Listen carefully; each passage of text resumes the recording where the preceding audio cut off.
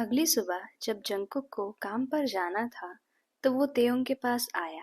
तेयोंग उस टाइम अपने बाल बना रहा था, तो जंकुक ने तेयोंग से कहा कि मैं निकल रहा हूँ काम के लिए। जिस पे तेयोंग ने मुड़कर जंकुक को देखा और कहा ठीक है, और जंकुक मुस्कुराकर वहां से चला गया। तेयोंग ने मन ही मन ऐसा सोचा कि जंकुक ने वैसा ही बोला जैसा उसने कहा था। इसके बाद 6 महीने ऐसे ही बीते। जंकुक का तेयोंग के साथ हमेशा अच्छा बिहेव करना, उसे हमेशा बताकर जाना कि कहाँ जा रहा है। चाहे जंकुक को कोई भी काम हो, लेकिन डिनर साथ में ही करना। टाइम टाइम पर तेयोंग को बाहर घुमाना, और सबसे अच्छी बात, तेयोंग के लिए बुक्स लेकर आना। क्योंकि जंकुक को ऐसा लगता था कि वो तो काम से बाहर रहता है, तो तेयोंग को अकेला ना फील हो, इसलिए वो उसके लिए कई सारी बुक्स ले आता था। तेयोंग को जंकुक का वो बिहेवियर अच्छा लगता था, लेकिन फिर भी उसने अभी तक उसको एक्सेप्ट नहीं किया था। फिर एक रात डोरबेल बजी।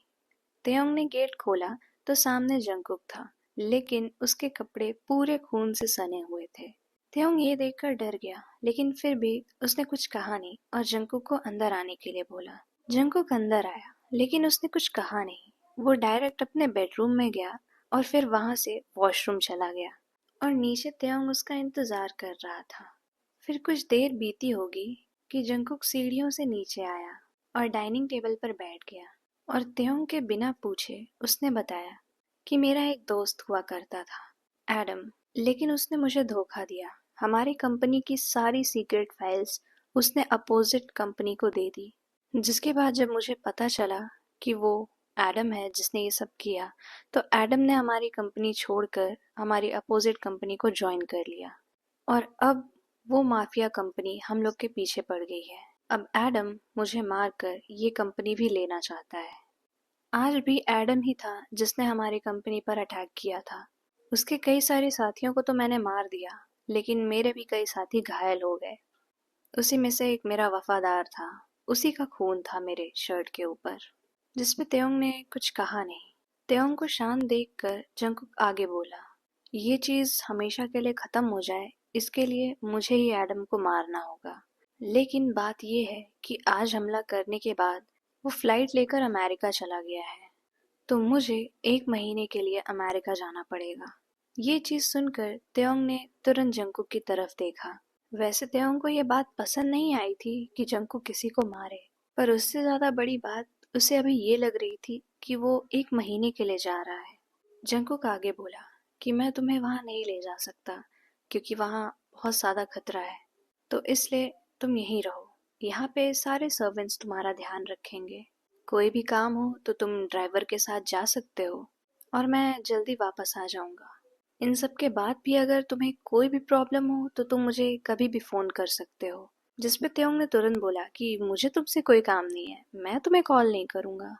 1 महीने? तुम 2 महीने के लिए चले जाओ। इस पे जंकुक ने कुछ नहीं कहा, और दोनों ने खाना खाया और सोने के लिए अपने बेडरूम में चले गए। सुबह जब तेयोंग की आंखें खुली, तो जंकुक ऑलरेडी पैकिंग कर रहा था। ये देखकर तेयोंग झटपट उठ के बैठा और पूछा कि तुम्हें आज ही निकलना है? जिस पे जंकुक ने कहा कि हाँ, हमने एडम की लोकेशन ट्रैक कर ली है, वो कहीं और ना भागे, इसलिए अच्छा होगा कि हम जल्दी ही निकलें। फिर वो दोनों साथ में नीचे आए। जंकुक के आदमियों ने उसके हाथ से सूटकेस लिया, और जंकुक के इशारे करने पे वो सारे वहां से चले गए। फिर जंकुक तेयोंग की ओर मुड़ा और कहा, याद रखना, कोई भी जरूरत हो तुम मुझे कॉल कर सकते हो, और मैं बहुत जल्दी वापस आऊंगा। जिस पे तेयोंग ने सिर्फ हाँ में सर हिलाया, और फिर जंकुक को जाते हुए देखता रहा। जंकुक अब जा चुका था। उसके एक सर्वेंट ने आके उससे कहा कि आप कुछ खा लीजिए, जिस पे तेयोंग ने कहा कि अभी नहीं, मैं बाद में खा लूंगा, और वो अपने रूम में चला गया। तेयोंग सोच रहा था कि उसे तो खुश होना चाहिए कि वो अब अकेला है, अब तो जंकुक भी उसे परेशान करने के लिए नहीं है, लेकिन फिर भी उसे कुछ खाली खाली सा लग रहा था। फिर उसने बुक्स पढ़ने का सोचा। उसने एक चैप्टर ही पढ़ा होगा कि उसका मन उसमें भी नहीं लग रहा था, जबकि वो एक बुक एक एक दिन में खत्म कर देता था। फिर उसने बाहर वॉक करने का सोचा। त्योंग जब वॉक कर रहा था तो उसे याद आया कि कैसे जंकुक अपना सारा काम छोड़कर त्योंग के साथ वॉक करने आ जाता था जब भी त्योंग वॉक करने आता था। ये याद आने के बाद त्योंग यहाँ से भी अंदर चला गया। वो अपने रूम में बैठा और उसने अपना वेडिंग एल्बम खोला और आज वो सिर्फ और सिर्फ जंकुक की ही फोटोज देख रहा था। उसे खुद भी नहीं पता था कि ऐसा उसके साथ क्यों हो रहा था। वो फोटोज देख ही रहा था कि तभी उसकी डोर पर नॉक होती है। वो डोर खोलता है तो सामने सर्वेंट होते हैं हाथ में प्लेट लिए हुए और बोलते हैं कि ये खाना आपके लिए सर ने भिजवाया है और कहा है कि जब तक आप ना खाएं तब तक ये खाना आपके सामने लेके मैं खड़ा रहूं। ये सुनने के बाद त्योंग थक हार कर वो खाना खा लिया और कहा, कह देना अपने सर से कि मैंने खाना खा लिया है। जिसपे वो सर्वेंट त्योंग को बो करके वहां से चला जाता है। त्योंग वापस बेड पर लेट जाता है, एकदम सैड, ना कुछ करता है ना कुछ सोचता है, बस बेड पर पड़ा रहता है और पड़े पड़े वो सो भी जाता है। रात का टाइम होगा जब त्योंग का फोन बज रहा था। त्योंग नींद से उठता है और फोन उठाकर देखता है तो वो जंकुक का कॉल था। वो कॉल उठाता है तो जंकुक उधर से बोल रहा होता है कि तुमने खाना खाया। जिसपे त्योंग बोलता है तुम्हें तो पता होना चाहिए, तुम्ही ने तो सर्वेंट्स भेजे थे। जिसपे जंकुक बोलता है हाँ मैं जानता हूँ लेकिन फिर भी तुमसे सुनना चाहता था। जिसपे त्योंग बोलता है हाँ मैंने खाना खा लिया। इसके बाद जंकुक बोलता है कि तुम्हें रात का भी खाना खाना है। तो त्योंग बोलता है कि मेरा मन नहीं है, जब मन होगा तो मैं खुद ही जाकर खा लूंगा। जिसपे जंकुक थोड़ा सा डोमिनेटिंग स्टाइल में बोलता है कि तुम खा रहे हो या फिर मैं वहां आऊं। तो त्योंग बोलता है नहीं नहीं, तुम्हें यहाँ आने की कोई जरूरत नहीं है, मैं खा लूंगा। इसके बाद त्योंग फोन काट देता है। त्योंग को बहुत अच्छा लगा कि जंकुक ने उसे फोन किया था, लेकिन उसे समझ नहीं आ रहा था कि उसे अच्छा क्यों लग रहा है। वो फिर नीचे जाता है, डाइनिंग टेबल पर बैठता है और जैसे खाना खाने जा रहा होता है उसे फिर याद आता है कि उसके बगल जंकुक बैठकर खाना खाता था। वो थोड़ा सा ही खाना खाता है और वापस अपने बेडरूम में आ जाता है, वैसे ही लेट जाता है और लेटे लेटे कब सो जाता है उसे नहीं पता चलता। सुबह होती है। आज भी जब त्योंग जगता है तो उसे ऐसा लगता है कि जंकुक यहीं कहीं होगा। फिर उसे याद आता है कि वो तो चला गया है। आज वो उठता है और फ्रेश होने के लिए अपने कपड़े लेने जाता है तो वहां पर जंकुक की भी एक शर्ट रखी हुई थी।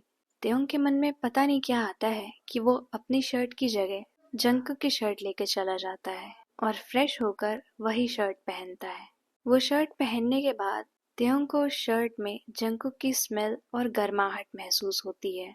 शर्ट पहनने के बाद त्योंग फूट फूट कर रोने लगता है और बोलता है कि 6 महीनों तक अपनी आदत डलवा दी और अब अचानक ऐसे छोड़कर चले गए। त्योंग को खुद भी नहीं पता था कि वो ऐसा बिहेव क्यों कर रहा था, क्योंकि उसे तो जंकुक कभी पसंद ही नहीं था। पर उसे कुछ समझ में नहीं आ रहा था क्योंकि वो बिना जंकुक के रह नहीं पा रहा था।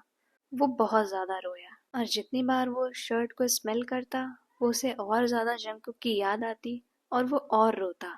इसके बाद वापस से त्योंग का फोन बजा। फिर से जंकुक का कॉल था। त्योंग ने अपने आप को शांत किया, अपने आंसू पोंछे और कॉल उठाया। जंकुक ने फिर पूछा, कैसे हो तुम? जिस पे त्योंग ने बोला, मैं ठीक हूँ। जिस पे जंकुक ने बोला कि अभी तक सर्वेंट ने बताया नहीं कि तुम खाने आए हो। जिस पे त्योंग ने बोला कि मैं फ्रेश हो रहा था, अभी जाकर खा लेता हूँ। जिस पे जंकुक ने सिर्फ हाँ बोला। इस बार जंकुक को लगा था कि यहीं पर फोन कट जाएगा, लेकिन फोन कटने से पहले त्योंग ने पूछा, तुमने खाना खाया? ये पहली बार था जब त्योंग ने जंकुक से कुछ पूछा था। जंकुक ने कहा, नहीं अभी तो नहीं, पर मैं खा लूंगा। जिस पे त्योंग ने भी सिर्फ हाँ बोला और फोन कट कर दिया। इसके बाद वो थोड़ा थोड़ा सिसकते हुए खाना खाने चला गया।